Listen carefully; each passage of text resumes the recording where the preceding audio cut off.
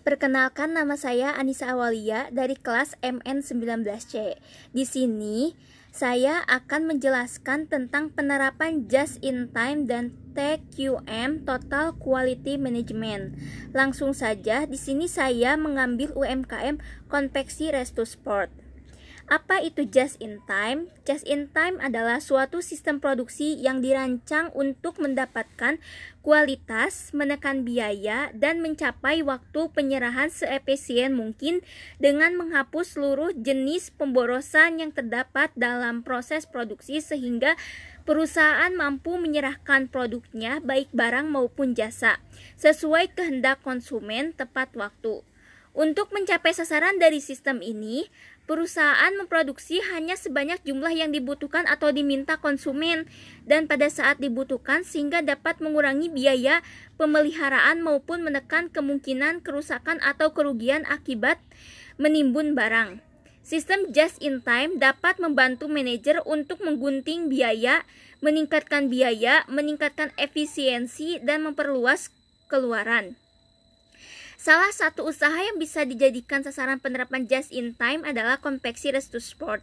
Konveksi Resto Sport adalah usaha konveksi yang memproduksi berbagai macam celana, baju, kaos, dan lain-lain.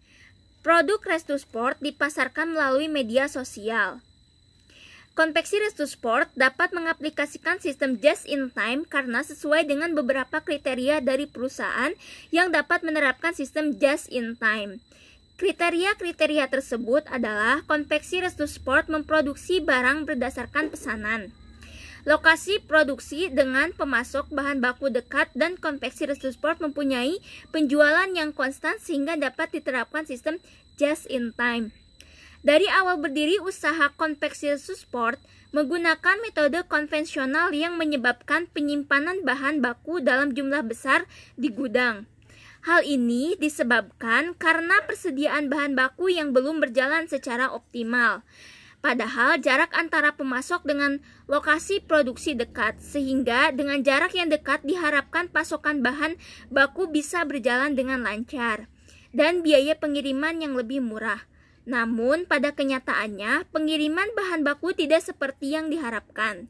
Seringkali bahan baku yang dikirim oleh pemasok mengalami kerusakan.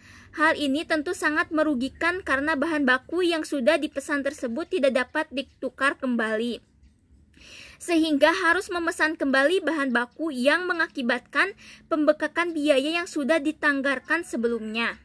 Karena kejadian tersebut, Konveksi Resto Sport selalu mengantisipasinya dengan membeli bahan baku dalam jumlah lebih banyak. Hal ini dilakukan agar proses produksi dapat tetap berjalan dan tidak kekurangan persediaan bahan baku. Namun hal ini justru menambah biaya seperti biaya listrik, kebersihan, dan keamanan karena bahan baku yang berlebih harus disimpan di gudang. Terkadang karena banyaknya persediaan, gudang yang dimiliki tidak mampu menampung bahan baku, hingga akhirnya bahan baku tersebut diletakkan di sembarang tempat. Ini sangat beresiko karena apabila terkena debu, air, dan serangga atau diletakkan di sembarang tempat, tentu dapat merusak dan mempengaruhi kualitas bahan baku tersebut. Hal ini sangat tidak efisien karena berdampak pada harga jual produk Konveksi Resto Sport nantinya. Nah, yang selanjutnya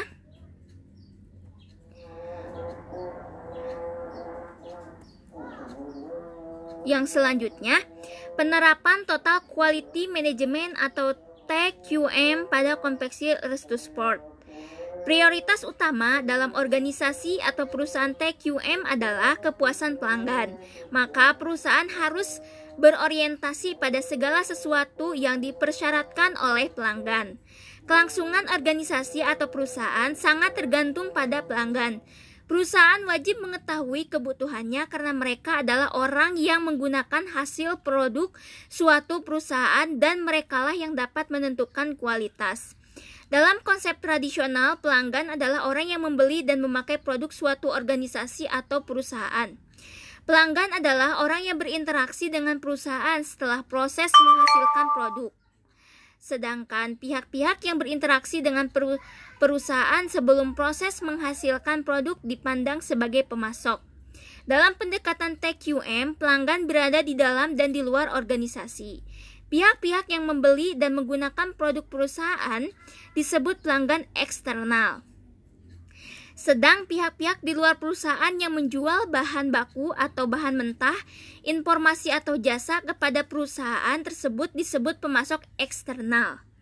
Di dalam organisasi itu sendiri terdapat pelanggan dan pemasok internal. Misalnya, suatu perusahaan konveksi seorang karyawan A mempunyai tugas untuk membuat pola baju, yang kemudian hasilnya diserahkan kepada karyawan B yang melakukan pekerjaan pemotongan kain. Karyawan A disebut pemasok internal bagi karyawan B dan karyawan B sendiri sebagai pelanggan internal dari karyawan A. Kepuasan pelanggan. Kepuasan pelanggan dapat diartikan sebagai perbedaan antara harapan dan kinerja atau hasil yang dirasakan. Kepuasan pelanggan akan tercipta jika pelanggan merasakan output atau hasil pekerjaan sesuai dengan harapan atau bahkan melebihi harapan pelanggan. Semua usaha manajemen pada dasarnya mempunyai suatu tujuan, yaitu untuk memuaskan pelanggan. Kepuasan pelanggan sangat diharapkan oleh perusahaan karena akan memberi manfaat, antara lain terjalinnya hubungan yang erat antara perusahaan dengan pelanggan sehingga memberi peluang untuk pembelian ulang.